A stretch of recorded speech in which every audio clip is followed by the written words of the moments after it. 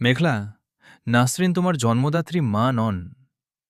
কথাটা শোনার পর মেঘলার মনে হল পুরো পৃথিবী থেমে গেছে।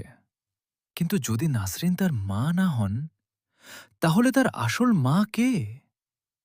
আজ খুলবে সেই রহস্যের প্রথম অধ্যায়, এপিসোড ৩, পার্ট ১।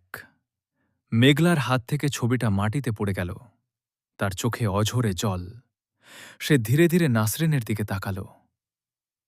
মা, উনি যা বলছেন সেটা কি সত্যি? নাসরিন কোনো উত্তর দিলেন না, শুধু মাথা নিচু করে কাঁদতে লাগলেন। মেঘলার বুকের ভেতরটা মোচড় দিয়ে উঠল। তুমি কথা বলছো না কেন? আমি কি সত্যিই তোমার মেয়ে নই? ঘরের ভেতর এমন নীরবতা নেমে এলো যেন সময়ও থেমে গেছে। আরিয়ান সামনে এগিয়ে এসে বলল, মেঘলা, এখন তোমার সব কিছু জানার অধিকার আছে। ঠিক তখনই মুখোশধারী লোকটি হেসে উঠল। সত্যিটা শুনে ও নিজেই ভেঙে পড়বে।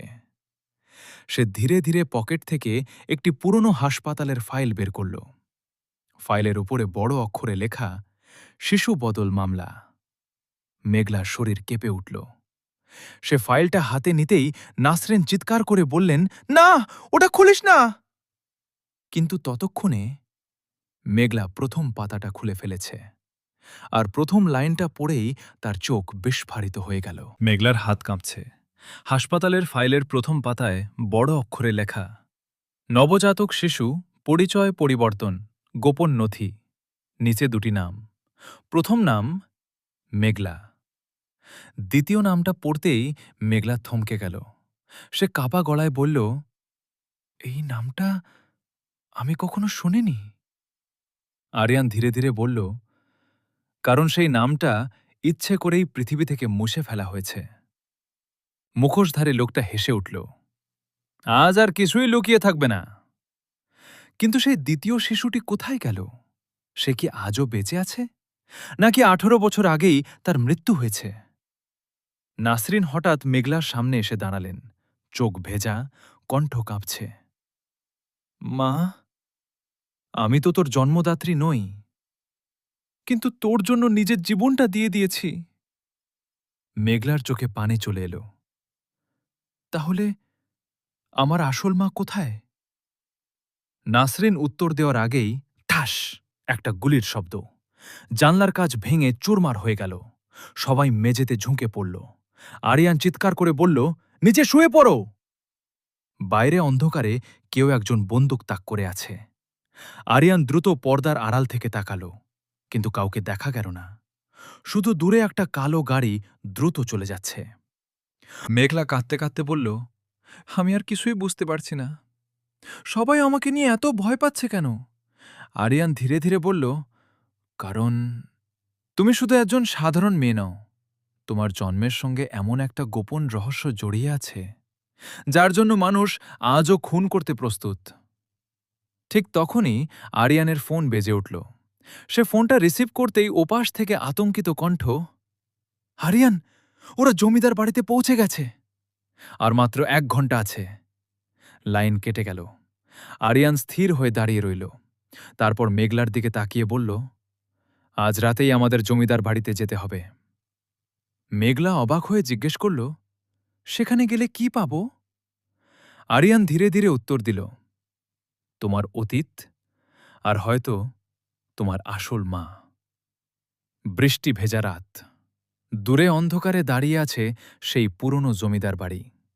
হঠাৎ দোতলার একটি জানলায় সাদা শাড়ি পরা একজন মহিলাকে দেখা গেল। তিনি ধীরে ধীরে হাত তুলে মেঘলাকে ভেতরে আসার ইশারা করলেন। বৃষ্টি যেন আরও জোরে পড়ছে। মেঘলা স্থির হয়ে জমিদার বাড়িটার দিকে তাকিয়ে আছে। দোতলার জানালায় দাঁড়িয়ে থাকা সাদা শাড়ি পরা মহিলাটি ধীরে ধীরে হাত নাড়লেন। মেঘলার বুকের ভেতরটা হঠাৎ কেঁপে উঠল। সে ফিসফিস করে বলল, আমি আমি যেন এই মুখটা কোথাও দেখেছি।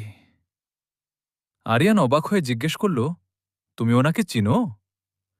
মেঘলা মাথা নাড়ল, না, কিন্তু মনে হচ্ছে ছোটবেলায় স্বপ্নে এই মুখটা অনেকবার দেখেছি। নাসরিন আতঙ্কিত হয়ে মেঘলার হাত চেপে ধরলেন, না, ওই বাড়ির ভেতরে যাস না। ওই বাড়ি কাউকে বাঁচিয়ে রাখে না। ঠিক তখনই জানালার মহিলাটি হঠাৎ অদৃশ্য হয়ে গেলেন। মেঘলা কি সত্যিই একজন জীবিত মানুষকে দেখেছিল, নাকি সেটি ছিল অতীতের কোনো ছায়া? আরিয়ান সাহস করে বাড়ির ভেতরে ঢুকে পড়ল। পুরো বাড়িটা ধুলোয় ঢাকা, দেয়ালের রং উঠে গেছে, চারদিকে মাকড়সার জাল। হঠাৎ উপরের তলা থেকে পায়ের শব্দ, ঠক ঠক ঠক। মেঘলা ভয়ে আরিয়ানের হাত ধরে ফেলল। আরিয়ান নিচু গলায় বলল, চুপ, আমরা একা নই। তারা ধীরে ধীরে সিঁড়ি বেয়ে উপরে উঠতে লাগল। প্রতিটি ধাপে ধুলো উঠছে। ঠিক দোতলায় পৌঁছাতেই একটি দরজা নিজে থেকেই ধীরে ধীরে খুলে গেল। ক্যাচ! ঘরের ভেতরে একটি পুরনো কাঠের দোলনা। দোলনাটা নিজে নিজেই দুলছে। মেঘলা কাঁপা গলায় বলল, এটা কিভাবে সম্ভব? হঠাৎ দোলনার নিচে একটি কাঠের বাক্স দেখতে পেল আরিয়ান। সে বাক্সটা খুলতেই ভেতরে একটি পুরনো ডায়েরি। প্রথম পাতায় বড় করে লেখা, যদি এই ডায়েরি মেঘলার হাতে পৌঁছে যায় তাহলে বুঝবে আমি আর বেঁচে নেই। মেঘলার চোখে পানি চলে এলো। সে কাঁপতে কাঁপতে জিজ্ঞেস করল, এটা কে লিখেছে? আরিয়ান ধীরে ধীরে ডায়েরির শেষ পাতায় তাকাল। তারপর নিঃশব্দে বলল, এটা তোমার আসল মায়ের হাতের লেখা। ঠিক সেই মুহূর্তে ধরাম! ঘরের দরজা জোরে বন্ধ হয়ে গেল। বাইরে থেকে তালা লাগানো শব্দ, ক্লিক ক্লিক। তারপর অন্ধকারের মধ্যে একটি ভয়ঙ্কর হাসি ভেসে এলো। এবার সত্য নিয়ে কেউ আর বাইরে যেতে পারবে না। মেঘলা ডায়েরিটা শক্ত করে বুকে চেপে ধরল। কিন্তু ঠিক তখনই ডায়েরির ভেতর থেকে একটি পুরনো ছবি মাটিতে পড়ে গেল।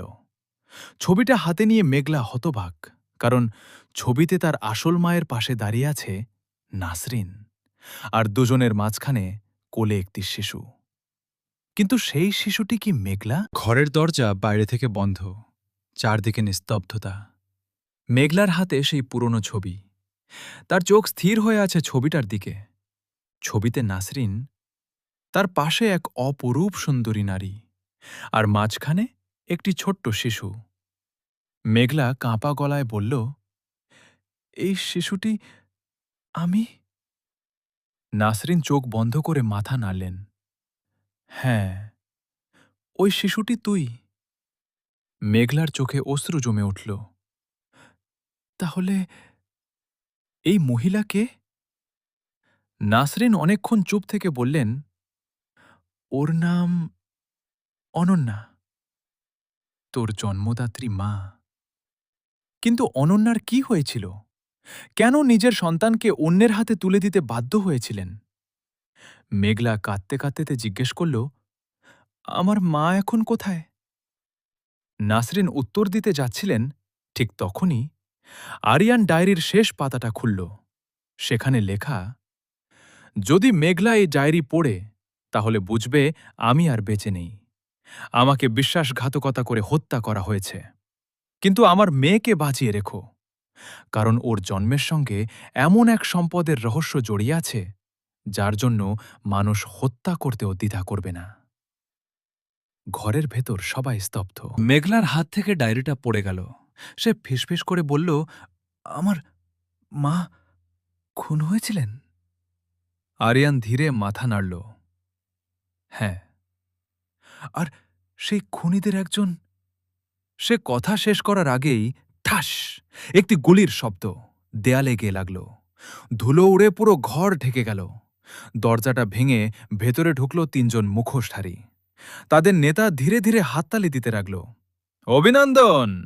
অবশেষে তোমরা সত্যের খুব কাছে পৌঁছে গেছ। আরিয়ান সামনে এগিয়ে দাঁড়াল। তুমি কে? লোকটা মুখোশ খুলে ফেলল। নাসরিন তাকে দেখে চিৎকার করে উঠলেন, রাশেদ! মেঘলা অবাক হয়ে বলল, আপনি ওনাকে চেনেন? রাশেদ ঠান্ডা হেসে বলল, শুধু চেনে না, তোমার মায়ের মৃত্যুর দিন ও আমার সামনেই ছিল। নাসরিন কাঁদতে কাঁদতে বললেন, মিথ্যা! মিথ্যা? তাহলে এই ভিডিওটা দেখো। সে পকেট থেকে একটি ছোট মেমোরি কার্ড বের করল। এখানে 18 বছর আগের সব। এখানে 18 বছর আগের সব সত্য রেকর্ড করা আছে। আরিয়ান কার্ডটা নেওয়ার জন্য এগিয়ে গেল। ঠিক তখনই রাশেদ মেমোরি কার্ডটা জানালা দিয়ে বাইরে ছুঁড়ে ফেলল। সবাই দৌড়ে জানালার কাছে গেল, কিন্তু কার্ডটা নিচে পড়ে নেই, কারণ অন্ধকার থেকে একটি কালো পোশাক পরা অচেনা মানুষ সেটি তুলে নিয়ে দৌড়ে পালিয়ে গেছে। রাশেদ হতবাক, আরিয়ানও বিস্মিত। লোকটা কে? সে কি বন্ধু, নাকি আরো বড় শত্রু? মেঘলা জানালার বাইরে তাকিয়ে কাঁপা গলায় বলল, ওই লোকটা কে? ঠিক তখনই আরিয়ানের ফোনে একটি অজানা নম্বর থেকে ভিডিও কল এলো। স্ক্রিনে দেখা গেল একজন বৃদ্ধ মানুষ একটি চেয়ারে বাঁধা। লোকটি কাঁদতে কাঁদতে বলছেন, মেঘলা, আমি তোমার দাদু, আমাকে বাঁচাও। ভিডিও হঠাৎ বন্ধ হয়ে গেল, আর স্ক্রিনে ভেসে উঠল মাত্র একটি বার্তা, আগামী 24 ঘন্টার মধ্যে পুরনো সেতুতে এসো, নইলে তোমার দাদুর লাশ পাবে।